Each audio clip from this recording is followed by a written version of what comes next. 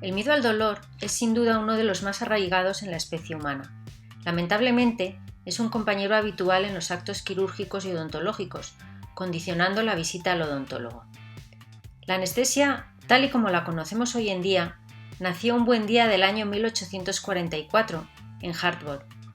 Esa pequeña ciudad del estado de Connecticut despertó con carteles en sus calles que anunciaban una gran exhibición de los efectos producidos por la inhalación de óxido nitroso, gas hilarante o gas de la risa.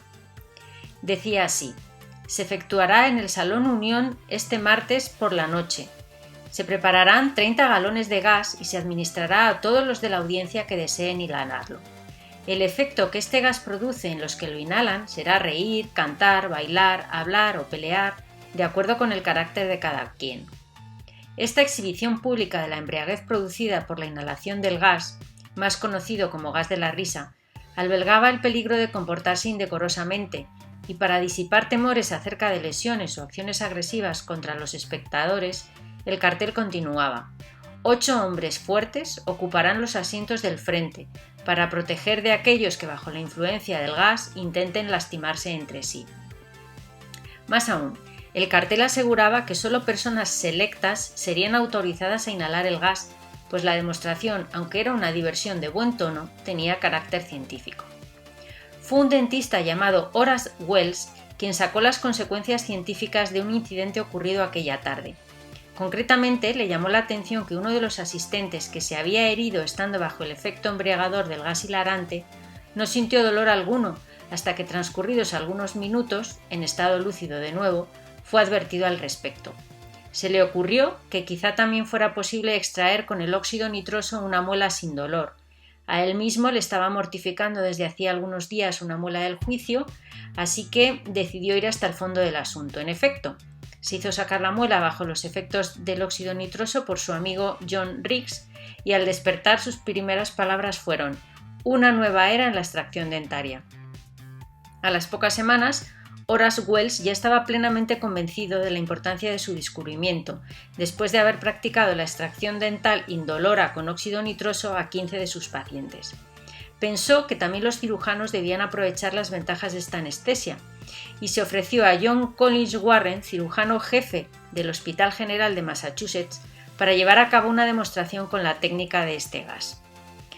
En 1845, en Boston, realizó una demostración ante un grupo de profesores y estudiantes de medicina en el mencionado hospital. Sin embargo, el gas no fue administrado de forma correcta y el paciente llegó a gritar de dolor. La audiencia abucheó a Wells, que perdió todo su prestigio en la comunidad médica. William Morton era otro dentista dedicado a la prótesis dental, y cuando había que extraer las raíces de los dientes dañados, estaba acostumbrado a que los pacientes pidieran un tratamiento sin dolor. Tras distintos experimentos con vapores de éter en ratas, peces, insectos, gallinas y con su propio perro, Morton realizó también experimentos consigo mismo. Aquí podemos ver una réplica del inhalador que utilizó en el año 1846 para la primera demostración pública de una intervención realizada bajo anestesia con éter. El 30 de septiembre de 1846 acudió a su consulta el chelista Eben Frost, aquejado por una fuerte infección purulenta que le producía un dolor de muelas tan intenso que estuvo de acuerdo en probar el éter para su extracción. Cuando el paciente despertó de la anestesia, le confirmó a Morton que no había sentido ninguna clase de dolor durante la extracción. Morton se dirigió al mismo cirujano jefe del Hospital General de Massachusetts, el profesor John Collins Warren, con la petición de llevar a cabo una demostración pública de su método frente a médicos y estudiantes. Warren hizo que un paciente tuberculoso de 20 años inhalara los vapores desde una esfera de vidrio especialmente confeccionada para este efecto y que contenía en su interior una esponja embebida en éter. Tras un estado inicial de excitación, el paciente se durmió. Entonces Warren, en 5 minutos, extirpó un tumor superficial congénito en el lado izquierdo del cuello del paciente. Los cirujanos de hoy, por supuesto, no estaríamos en absoluto satisfechos con esta anestesia de Morton, pero en aquel entonces pareció casi un milagro que el paciente no gritara al efectuar la incisión y no tuviera que ser sujetado por varios enfermeros. Albert Niemann, farmacéutico y químico alemán, descubrió la cocaína en forma cristalina y determinó su fórmula química. Al año siguiente describió la operación que permite aislar un alcaloide de la coca, lo bautizó con el nombre de cocaína e informó del efecto insensibilizador de la cocaína en la lengua. En el año 1880, la cocaína se introdujo en la lista oficial de drogas de la farmacopea de los Estados Unidos. Ese mismo año, un oftalmólogo llamado Karl Kohler probó la cocaína en el ojo humano y descubrió la anestesia local.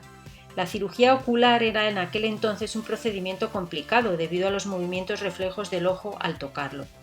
Kohler descubrió que algunas gotas de una solución de cocaína podían superar esta dificultad.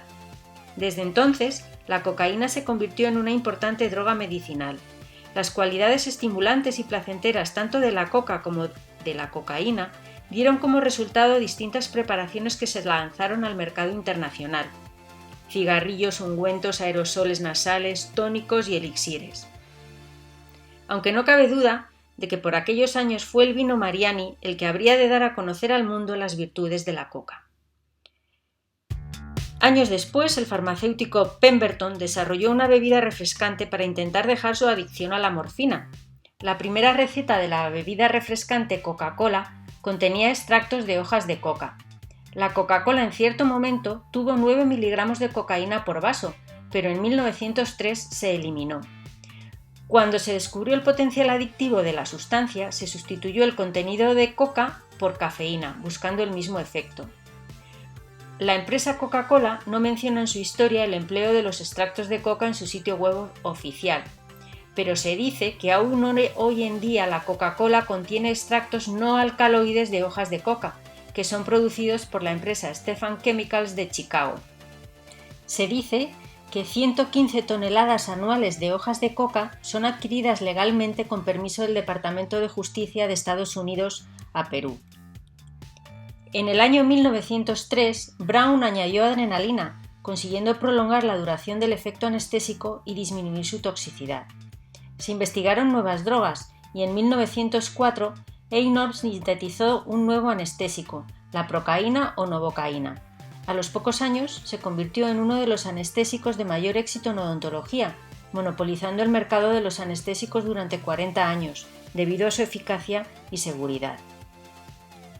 La anestesia local continuó su evolución con la aparición de nuevos y más potentes anestésicos.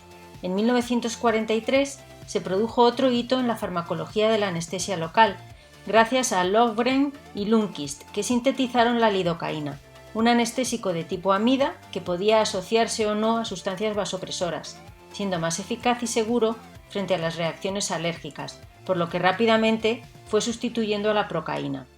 A partir de ese momento se han sintetizado otros muchos anestésicos de uso común en la actualidad.